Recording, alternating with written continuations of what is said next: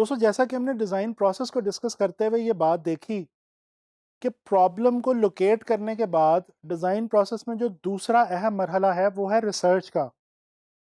लिहाजा graphic design के अंदर भी रिसर्च बहुत ज़्यादा अहमियत की हामिल है।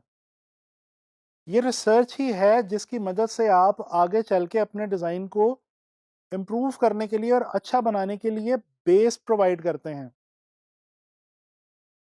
अगर आप कोई भी ग्राफिक डिज़ाइन आइटम प्रोड्यूस करने जा रहे हैं, मिसाल के तौर पे कोई पोस्टर या कोई मैगज़ीन ऐड या पूरी एडवर्टाइजिंग कैंपेन ही क्यों ना हो, ये ज़रूरी है कि पहले आप उसके टारगेट ऑडियंस के बारे में मुकम्मल रिसर्च कर लें। आप अच्छे तरीके से ये देख लें कि वो कौन से लोग हैं, जिनके लिए आप वो मैसेज प्रोड्यूस कर रहे हैं। उन लोगों का किस फाइनेंशियल क्लास से, किस एजुकेशनल क्लास से और किस सोशल क्लास से ताल्लुक़ है। इसी तरह से मुमकिन होगा कि आप उनके लिए सही मैसेज, सही विजुअल के साथ क्रिएट कर पाएँगे। इसके अलावा जो एक और अहम बात रिसर्च के हवाले से मैं आपसे करना चाहता हूँ, वो ये है कि कोशिश करें आप जिस भी बिज़नेस के हवाले से काम कर रहे हों, उस बिज़नेस इंडस्ट्री के अंदर मौजूद उस अपने क्लाइंट के कॉम्पिटिटर्स के ऊपर भी रिसर्च करें। मिसाल के तौर पे आप जूतों के किसी ब्रांड के लिए पोस्टर डिज़ाइन कर रहे हैं, तो कोशिश करें कि उस जूतों के ब्रांड के जो कॉम्पिटिटर ब्रांड्स मार्केट में मौजूद हैं, उनके डिज़ाइंस और उनकी डिज़ाइन पॉलिसी के ऊपर पहले अच्छी तरह से रिसर्च कर लें, ताकि आपको उस इंडस्ट्री के हवाले से और उसके अंदर यूज़ होने वाले विजुअल्स के हवाले से कुछ अहम इन्फॉर्मेशन मिल जाए। दोस्तों ऑनलाइन फ्रीलांस मार्केट प्लेसेस पे एज अ ग्राफिक डिज़ाइनर काम करते हुए आपको एक बहुत बड़ी सहूलत मिलती है। वो ये कि इन वेबसाइट्स के ऊपर एक ये प्रैक्टिस मौजूद है कि क्लाइंट जब अपनी कोई असाइनमेंट या अपनी कोई डिज़ाइन जॉब अपलोड करता है, तो वो उसके साथ आम तौर पे एक छोटी-सी डिज़ाइन ब्रीफ भी अपलोड करता है। दोस्तों ये डिज़ाइन ब्रीफ वो डॉक्यूमेंट है, जिसके अंदर आपके क्लाइंट ने वो तमाम अहम रिक्वायरमेंट्स बयान कर दी होती हैं, जो वो आपसे उस डिज़ाइन के हवाले से चाह रहा है। लिहाजा कोशिश करें कि इस डिज़ाइन ब्रीफ वाले डॉक्यूमेंट को या उस पोर्शन को बहुत एहतियात के साथ और बहुत तसल्ली से पढ़ लें और समझ लें, ताकि आप जो डिज़ाइन बनाएं वो आपके क्लाइंट की और आपके टारगेट ऑडियंस की रिक्वायरमेंट के ऐन मुताबिक हो। दोस्तों डिज़ाइन के अंदर रिसर्च के बाद जो एक तीसरा मरहला आता है, वो हम पहले भी डिस्कस कर चुके हैं, वो है आइडिया क्रिएट करना या कॉन्सेप्ट डेवलप करना। दोस्तों आइडिया एक ऐसी चीज़ है जो हमारे डिज़ाइन की बेस है। हम सबसे पहले एक रफ़ आइडिया सोचते हैं और यहाँ पे ये भी आपको पता होना चाहिए कि कोई भी आइडिया शुरू के अंदर मुकम्मल नहीं होता। शुरू में जब आप किसी भी डिज़ाइन के बारे में सोचना शुरू करेंगे, तो सबसे पहले आपके माइंड में उसको लेके सिर्फ़ एक रफ़ सा आइडिया आएगा।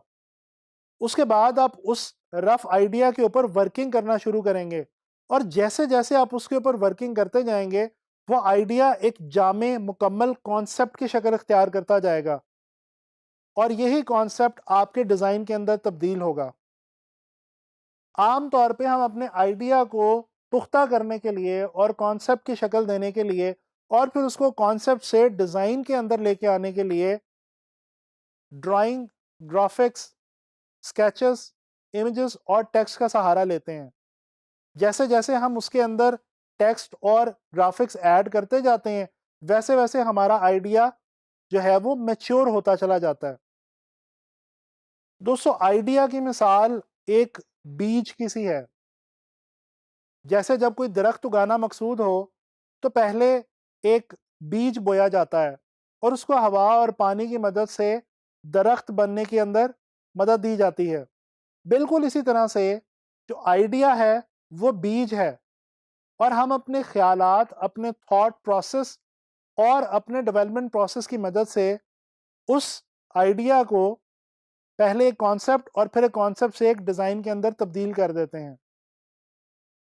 दोस्तों एक और छोटा सा प्रोसेस है जो कि ग्राफिक डिजाइनर को बहुत ज्यादा हेल्प करता है, वो है ब्रेनस्टॉर्मिंग। ब्रेनस्टॉर्मिंग क्या चीज है दोस्तों? जब कोई एक से ज्यादा लोग किसी भी आइडिया को मिल के सोचते हैं, उसके ऊपर डिस्कशन करते हैं, तो इस प्रोसेस को कहा जाता है ब्रेनस्टॉर्मिंग। और यकीन मानिए, जब आपका डिजाइन आइडिया बिल्कुल कहीं पे स्टक हो जाए और आपका जहन बिल्कुल फंस जाए और आपको समझ ही ना आ रही हो कि क्लाइंट ने मुझे जो जॉब दी है उसके ऊपर मैं किस तरह से आइडिया डेवलप करूं, किस तरह से कॉन्सेप्ट बनाऊं, क्या डिजाइन करूं, तो ब्रेनस्टॉर्मिंग करने की कोशिश करें, लोगों से उसके ऊपर बात करें, कम्युनिकेट करें। इस तरह से आपको बहुत आसानी से आपके मसले का हल मिल जाएगा। दोस्तों हम अपने डिजाइन्स के अंदर जो वर्ड्स यूज करते हैं टेक्स्ट की फॉर्म में, विजुअल की फॉर्म में, और अपने इमेजेस के साथ उनको एज अ सपोर्टिव एलिमेंट लेकर चलते हैं, ताकि हमारा जो भी पोस्टर, मैगजीन एड, वेबसाइट, या जो भी चीज़ हम डिज़ाइन कर रहे हैं वो अपने मैसेज को प्रॉपर तरीके से कम्युनिकेट कर पाए। ये जो टेक्स्ट है ये कौन लिखता है? दोस्तों कॉपी राइटर्स हमारे लिए इस टेक्स्ट को लिखते हैं।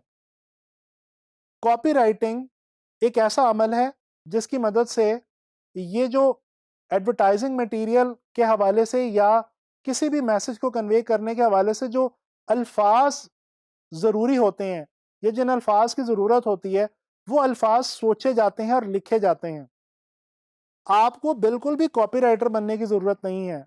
हाँ, ये ज़रूर है कि समटाइम्स अगर आप अपने डिज़ाइन में फंस गए हैं, तो आप कोशिश करें कि उस टॉपिक के हवाले से, उस कंपनी, ब्रांड, प्रोडक्ट या सर्विस के हवाले से जिस पे आप काम कर रहे हैं, कोई जुमला तलाश करने की कोशिश करें। याद रखें, वो स्लोगन या वो जुमला आपको अपने डिज़ाइन पे विजुअल क्रिएट करने में बहुत मदद देगा। दोस्तों दुनिया के मशहूर ब्रांड्स और कंपनीज के बहुत मशहूर स्लोगन्स हुआ करते हैं। स्लोगन का वैसे लफ्जी मतलब तो एक नारा है, लेकिन जब हम एडवर्टाइजिंग और ग्राफिक डिज़ाइन के हवाले से स्लोगन की बात करते हैं, तो स्लोगन बेसिकली वो टैगलाइन होती है जो किसी भी ब्रांड, प्रोडक्ट या सर्विस को रिप्रेजेंट करती है अल्फाज की सूरत में। जैसे कि थिंक डन एक कोरियर कंपनी का, मशहूर कोरियर कंपनी का स्लोगन है। इसी तरह से जस्ट डू इट जूते बनाने वाली एक बहुत मशहूर ज़माना ब्रांड का स्लोगन है। तो ये जो स्लोगन्स हुआ करते हैं ये भी हमें समटाइम्स मदद देते हैं डिज़ाइन प्रोसेस को आगे लेके चलने के लिए। आखिर में मैं आपको दो ऐसी टिप्स देना चाहता हूं जो इस सारी रिसर्च और कॉन्सेप्ट वाली जो बात है इसको कंपाइल करेंगे और आपको बहुत मदद देंगे ग्राफिक डिज़ाइन के अंदर। दोस्तों एक तो ये कि जब आप अपने ब्रांड, प्रोडक्ट, सर्विस या क्लाइंट के हवाले से रिसर्च करें, तो वो रिसर्च बहुत ही ध्यान के साथ करें। कोशिश करें कि जितनी अहम मालूमात आपको अपने उस ब्रांड, प्रोडक्ट, सर्विस या उस टॉपिक के हवाले से चाहिए, उनको अच्छे तरीके से समझ लीजिए और नोट कर लीजिए। ये आपको बहुत हेल्प करेगा। दोस्तों दूसरी टिप ये है कि आप डिज़ाइन बनाते हुए अपने आप को अपने कस्टमर, अपने टारगेट ऑडियंस के जूतों में रख के देखें।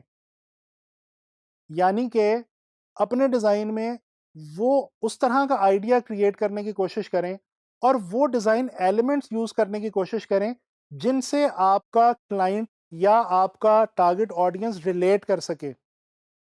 आगे चल के जब हम डिफरेंट टॉपिक्स पे different items of advertising produce करेंगे और पोस्टर्स, मैगजीन एड्स वगैरह बनाएंगे, तो रिसर्च और कॉन्सेप्ट डेवलपमेंट वाला जो प्रोसेस है वो आपको मज़ीद प्रैक्टिकली समझ में आ जाएगा।